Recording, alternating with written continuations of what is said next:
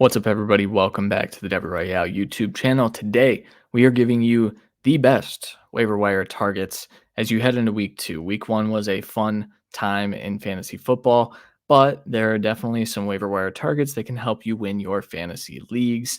And before we get into that, I do want to mention that we are sponsored by Sleeper. You can get up to a $100 first deposit match if you use the code the Debbie Royale. This is for first deposits only. We will be using Sleeper rostership as we get into all of these players that we're going to give you. And we're going to start with quarterbacks right now. First one, Baker Mayfield, Tampa Bay Buccaneers, 24 of 30, 289 yards, 4 touchdowns, 29.7 fantasy points. He's only rostered in 41% of Sleeper redraft leagues. He gets a week 2 matchup against the Lions, who looked pretty good in Sunday Night Football. Secondary looks much improved, but Baker might just overcome that. Yeah, I think he's operating this offense super efficiently. Would you agree with that? Yeah, definitely. And he's got more weapons this year. The line is better. He looks very comfortable. Even under pressure, there's multiple times this week that he escaped certain sacks and made big plays. 4 touchdowns is a good sign of that. I do think he is a good 200 plus, a touchdown or two safety floor. And when you have injuries to like Jordan Love and, quarterbacks like Deshaun Watson out there, having a strong backup option here on the waiver with Baker Mayfield is what you really want. Yeah, I'm totally in on this. And then when you talk about, I mean, I know the Lions did improve, but last year in the playoffs, he threw 2 picks against them, but he looked pretty good. And if it were a fantasy week, he would have had a nice fantasy performance. The other quarterback that we should talk about here, Justin Fields of the Pittsburgh Steelers, rostered in 24% of leagues, and that probably shot up right before week 1 started. 17 of 23, 156 yards, 56 or 57 rushing yards as well, 0 touchdowns. But if he is named the starter, we know what Justin Fields is.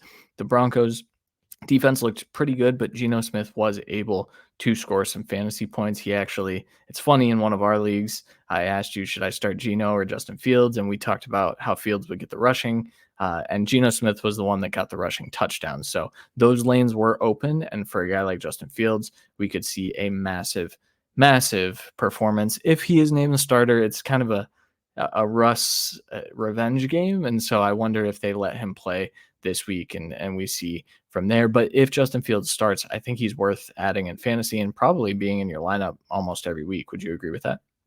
Yeah, definitely. I think the team, Justin Fields is someone the team can rally behind.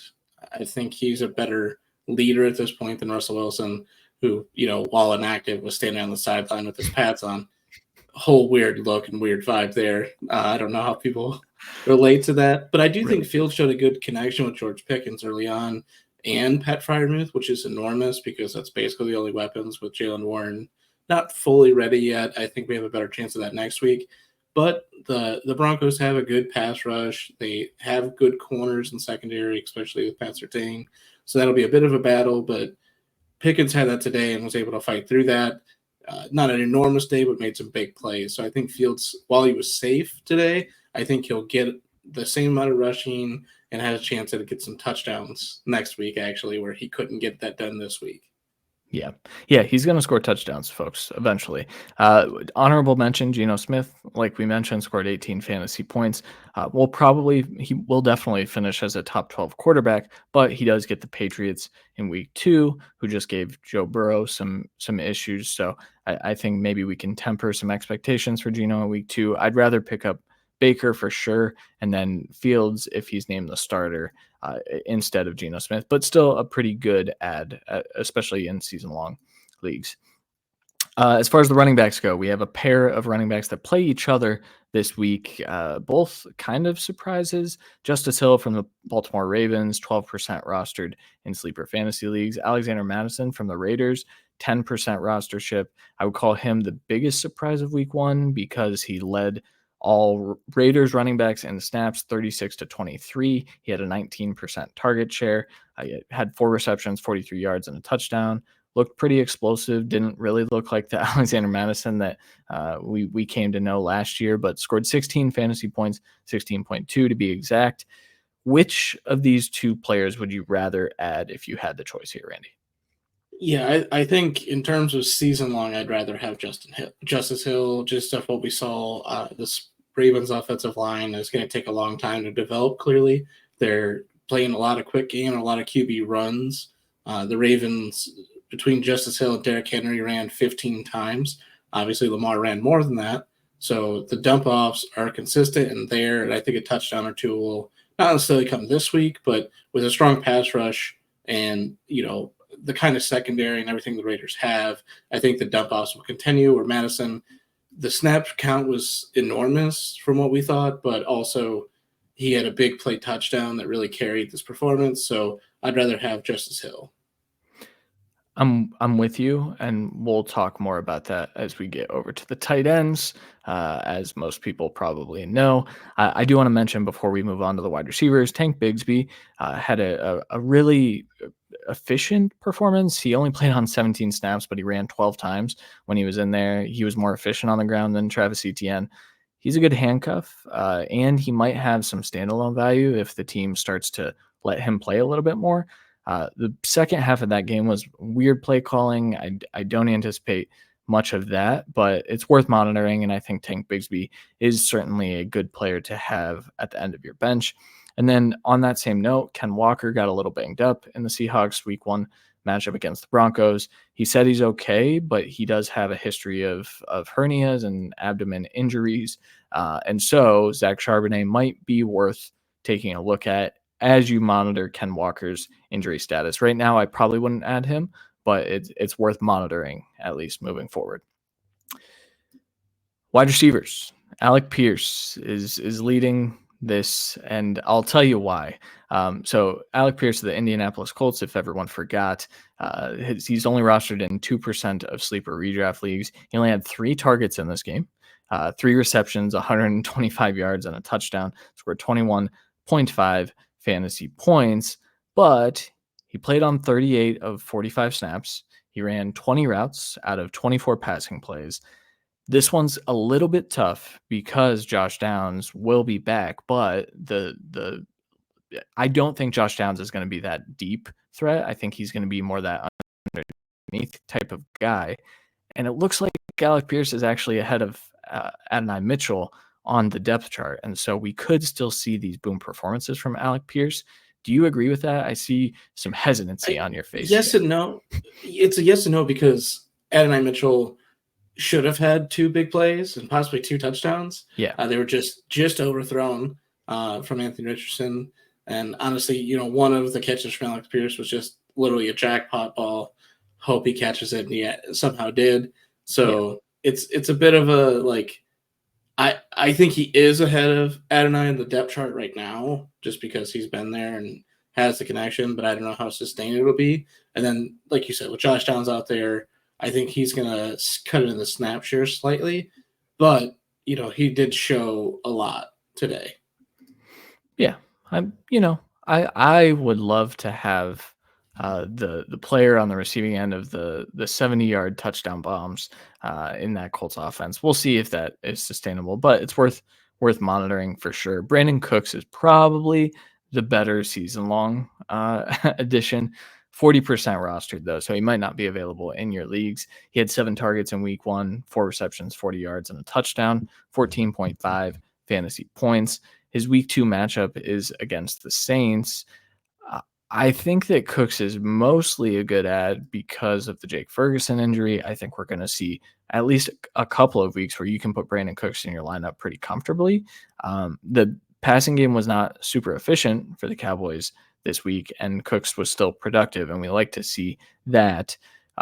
Would you rather add Cooks than Alec Pierce then, I assume? Yeah, I would. I think Okay. there's a more consistent upside there. Yeah, I think that's totally fair. Our honorable mention here is Wan'Dale Robinson. Robinson had 11 targets in week 1. He and Malik Neighbors were really the only 2 notable pass catchers for the Giants. They're bad targets. It's Daniel Jones targets, but also volume matters in fantasy football. So I wouldn't mind adding the guy that got 11 targets over the guy that got 3 targets in certain situations. It certainly depends on the construction of your fantasy football roster. Tight ends. Quickly, Oh, yeah. just one more wide receiver name. Not necessarily a pickup this week, but Rashid Shaheed, 45% rostered right now. Going to go up against the Cowboys and Eagles the next 2 weeks, and then Atlanta. Not a lot of easy matchups for this next stretch, but 5 targets, 3 catches, 73 yards and a touchdown. He is the deep that we thought he was, as always. And Derek Carr is good for 2 or 3 YOLO balls a game.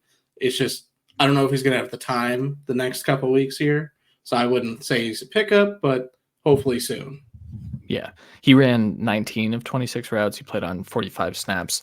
Very clearly the wide receiver 2 on that team, and that could be beneficial. I mean, he had more targets than Chris Olave this week, so worth noting.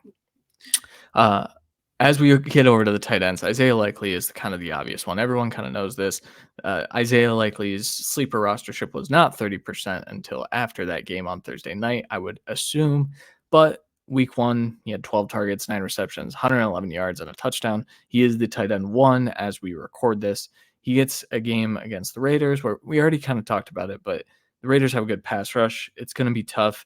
Isaiah Likely did line up in the slot quite a bit as that number 2 or number 3 wide receiver. Rashad Bateman was actually pretty good. Lamar Jackson is allergic to him, I think. But Isaiah Likely, 21 slot snaps, 27 inline snaps. I think there's a chance that Likely has another good week. And then the week 3 matchup against the Cowboys might give you another one. I think Mark Andrews is still here, though. So it's kind of a tough one with Likely. I think you might be able to play him this week, though. Yeah, I think you would play him. Just worst case, he has a 3 catch for a 30-yard week, no touchdowns, and you're like, okay, well, Mark Andrews was back again. That's why he's the obvious one of the whole week, but it's also I'm not spending 20% of my fab on him, unless maybe if you have Ferguson, maybe then you're more adept to putting more on it. But yeah, well. And that brings us to the next one. Luke Shoemaker for the Dallas Cowboys. He's listed as the number 2 tight end, but we know that you can't just plug in players and get the same role. There's a reason Brandon Cooks was on this list. I think Shoemaker is an interesting, I'm in a lot of trouble here. I'm pretty screwed. And there's no one on. If you're in a deep league and you don't have an option to pick up a tight end, I think he is worth an add. I would love to not start him in week 2 against the Saints, but this Ferguson injury looks more like a 1 to 4 week injury, maybe upwards of 5 or 6.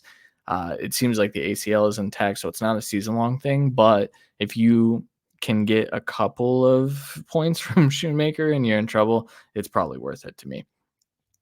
Honorable mention, Colby Parkinson. We're recording this during Sunday Night Football, candidly, but Colby Parkinson has 3 catches for 45 yards as we are recording this. So he's been the number 3 target in this offense. Cooper Kupp, Puka Nacua did leave with an injury. And so if that sustains too, Colby Parkinson is probably, I would argue, the best add among these 3 and probably shouldn't be the honorable mention, should probably be in the actual graphic here. Would you agree with that? If the game was over, I think he probably would be. Yeah, that's exactly. We record that. We started recording at the start of halftime. It's kind of tough to do that. Yes, absolutely. But Colby Parkinson, if you guys have been subscribed to our Substack, I've written about Colby Parkinson about 4 times this offseason. I am super in on him. I have him on a few rosters already. So if you're in a league with me, he's not available, but he's probably available in your league. So, but that'll do it. That is the waiver wire ads of week 1 heading into week 2. We're going to be back every Monday morning with this show for you. So hopefully we can help you win some fantasy leagues. As always, if you feel so inclined, you can join us on our Patreon, patreon.com/theDebbyRoyale. It's $5 a month. You get all of this stuff in advance in our Discord, but also a ton of rankings and a ton of other stuff, access to the Substack that I just mentioned. So if you feel so inclined, patreon.com/theDebbyRoyale. Thank you guys for watching. We'll catch you on the next video.